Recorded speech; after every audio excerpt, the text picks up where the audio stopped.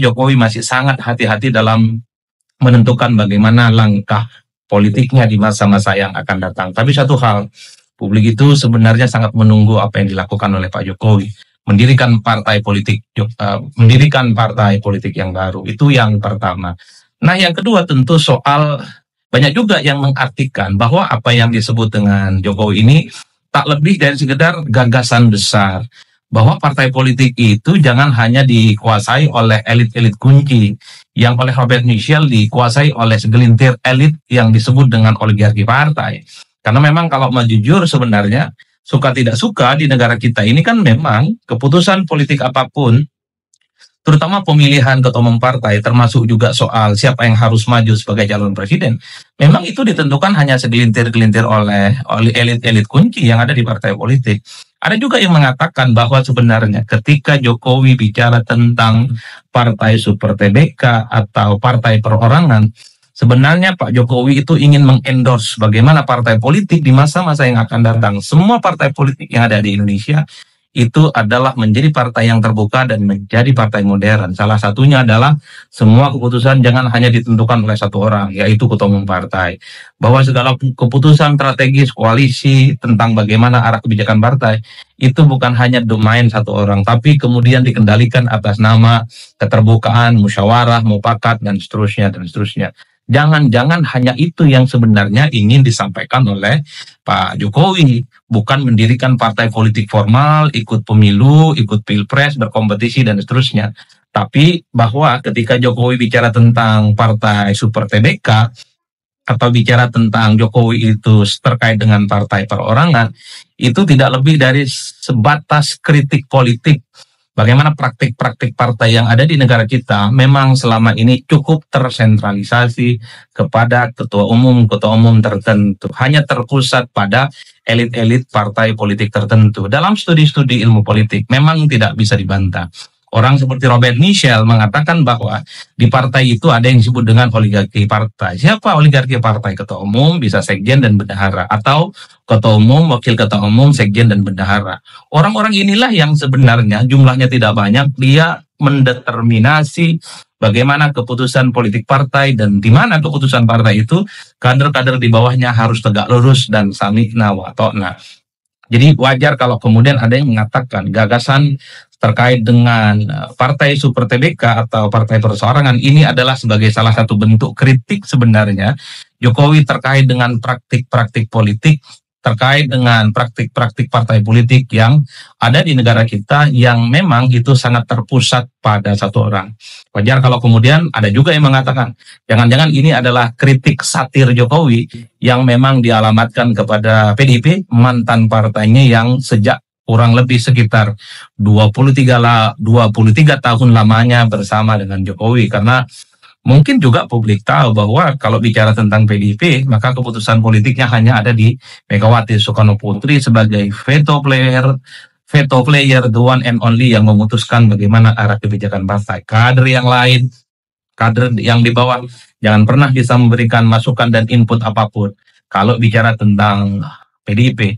Jadi publik seakan-akan mengkonfirmasi, ya dikait-kaitkan bahwa partai super TBK atau partai perorangan yang sering diamplifikasi oleh Jokowi tidak lain dan tidak bukan hanya ingin menyampaikan pesan politiknya kepada PDIP, partai politik yang sempat bersama dengan Pak Jokowi. Tapi ingat bahwa oligarki partai, keputusan partai itu juga hanya ditentukan oleh satu atau segelintir orang. Itu bukan hanya di PDIP. Semua partai politik yang ada di negara kita, hakul yakin, rakyat juga semua tahu, hanya ditentukan oleh segelintir elit. Bahkan kalau kita tahu bahwa kekuatan partai politik di negara kita ini memang terpusat pada satu orang. Misalnya kalau PDIP tentu ada Megawati di situ, ada terah politik Soekarno. Misalnya kita melihat bagaimana Partai Demokrat, publik juga tahu Partai Demokrat itu adalah replika politik dari Pak SBY yang kemudian mampu memenangkan pertarungan Pilpres 2 kali. Siapa yang bisa membantah kalau bicara Demokrat itu adalah keluarga besar Pak SBY lah yang kemudian menjadi faktor determinan. Jadi tidak mengherankan setelah begitu banyak pergantian suksesi kepemimpinan di Partai Demokrat, ya AHY adalah sebagai ketua umum yang dinilai terah politiknya SB. Apalagi partai Gerindra, publik juga tahu Gerindra itu adalah politiknya Prabowo. Apa yang terjadi pada Gerindra hari ini, visi misi terkait dengan kebijakan, terkait dengan pro rakyat, itu persis sama dengan gagasan-gagasan Prabowo Subianto sebelum terjun ke politik dan sebelum mendirikan Partai Gerindra. Termasuk juga bisa kita cek dengan partai-partai yang lain. Hampir ketua umum partai di negara kita, misalnya seperti PKB, kita bisa cek. Muhaimin itu nyaris tidak pernah tergantikan jadi ketua umum partai sejak zaman SBY. Kalau tidak salah, per hari ini pun PKB itu yang jadi ketua umum adalah Muhaimin Iskandar. Itu adalah fenomena yang sebenarnya ingin dikritik juga secara tidak langsung. Meski sebenarnya pernyataan Pak Jokowi, Partai Super TBK, Partai Perorangan, ini seakan-akan hanya spesifik mengarah kepada PDIP. Bahkan sebenarnya kalau mau jujur, pernyataan Pak Jokowi ini bisa nyasar kemana-mana, bisa ke Demokrat, bisa ke Gerindra, bisa ke PKB, yang per hari ini ketum partainya juga tidak pernah tergantikan oleh siapapun. Begitupun dengan Nasdem, kita tahu sejak berdiri sampai hari ini tidak pernah ada pergantian apapun pada level ketua umum partai. Begitupun kalau kita mau cek di Partai Amanat Nasional misalnya, ketua umumnya sudah 3 periode dan seterusnya dan seterusnya. Jangan-jangan yang disebut dengan Partai TBK atau Partai Super TBK atau Partai Perseorangan yang silih berganti digunakan oleh Pak Jokowi tidak lebih dari sekedar bagaimana semacam gagasan dan wacana supaya regenerasi kepemimpinan di partai politik itu terjadi secara simultan. Atau jangan-jangan gagasan Partai Super TBK dan Partai Perorangan ini adalah bentuk kritik Jokowi supaya tidak ada sentralisasi keputusan politik di partai politik manapun di negara kita. Itulah yang disebut oleh Jokowi, partai itu harus milik rakyat, harus terbuka, dan milik semua kader-kader yang ada di dalamnya, termasuk juga soal bagaimana partai itu, regenerasi kepemimpinan di elitnya itu terjadi secara signifikan. Dan tidak hanya dipilih orang yang itu-itu saja. Tapi kan banyak juga yang mengatakan bahwa kalau kita melihat PSI misalnya, kita tahu ketua umumnya saat ini Mas Kaisang Pangarep adalah sosok yang melalui jalan pintas untuk menjadi ketua umum partai. Hanya sehari, 3 hari jadi kader partai, kemudian menjadi ketua umum partai. Jadi bisa saja kita maknai pernyataan Pak Jokowi terkait dengan Partai Super TBK, Partai Perorangan, ini adalah bentuk kritik kepada praktik partai politik kita saat ini yang sangat sentralistik. Itu bagus, tapi pada saat yang bersamaan pernyataan ini juga sangat mungkin mengarah kepada apa yang terjadi pada PSI. Karena kalau mau jujur, regenerasi kepemimpinan di PSI juga menggunakan jalan pintas, terutama ketua umum partainya yang saat ini sedang menjadi ketua umum. Jadi itulah pemirsa yang ingin saya katakan. Tapi di atas segala-galanya, apakah ini wacana, ini hanya sebatas narasi, hanya sebatas bentuk kritik terkait dengan praktik partai politik hari ini. Per hari ini kalau kita mau sederhanakan, hampir 90% masyarakat menginginkan Jokowi mendirikan partai politik yang baru, yaitu Partai Super Terbuka atau Partai Perseorangan. Karena tentu saja Jokowi memiliki segala-galanya, sosok yang populer, saat ini konon dinilai masih punya barisan pendukung yang cukup solid dan seterusnya. Bekal politik saya kira cukup memadai bagi seorang mantan presiden di Republik Indonesia, masih disukai oleh rakyatnya, untuk mendirikan partai politik baru. Ayokin partai politik baru, saya kira ceruk pemilih kita masih sangat luas untuk dikapitalisasi, dijadikan sebagai resource dan mesin politik. Ada sekitar 80% masyarakat per hari ini berdasarkan survei yang kita lakukan di parameter politik yang mengaku tidak dekat dan tidak menjadi bagian partai politik tertentu.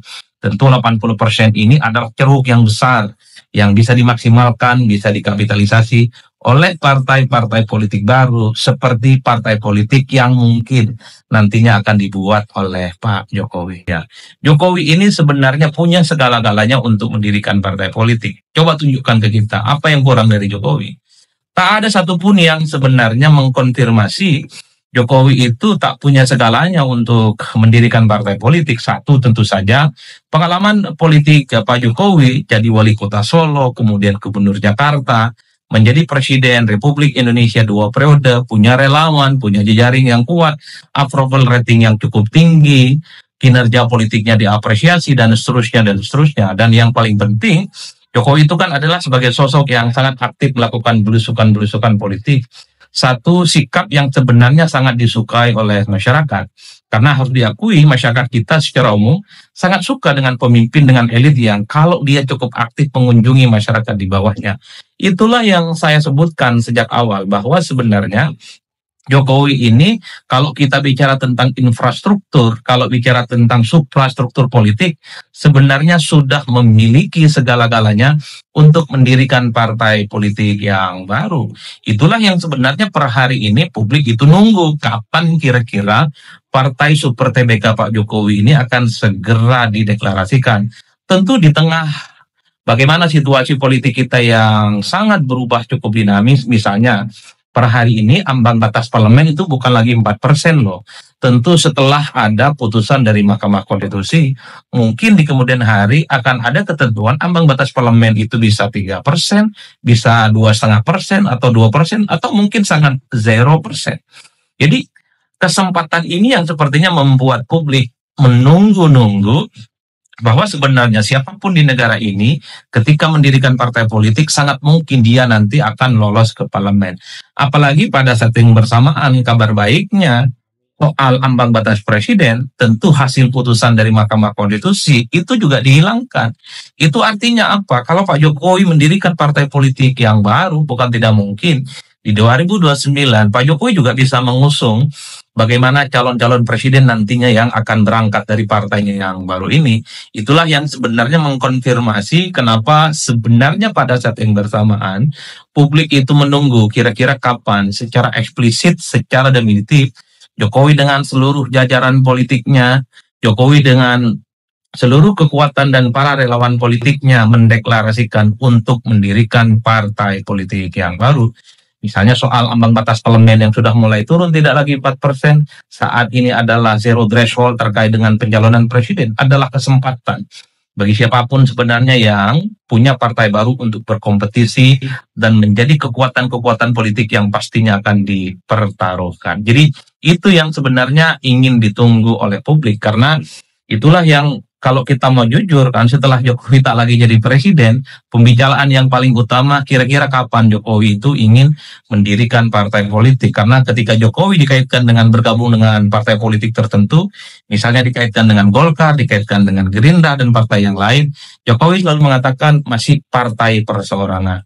Jokowi juga mengatakan partai Super TBK dan seterusnya. Pernyataan-pernyataan yang sering dikonfirmasi oleh publik sebagai pernyataan yang sangat diplomatis. Saya kira di situ salam politik Syai'un pastinya mantap, semantap mantapnya. Selamat menjalankan ibadah puasa kepada teman-teman dan para sahabat yang menjalankan ibadah puasa. Wassalamualaikum warahmatullahi wabarakatuh. Nah, itu dia video kita kali ini. Silahkan ketik di kolom komentar, komentarkan seperti apa terkait video ini.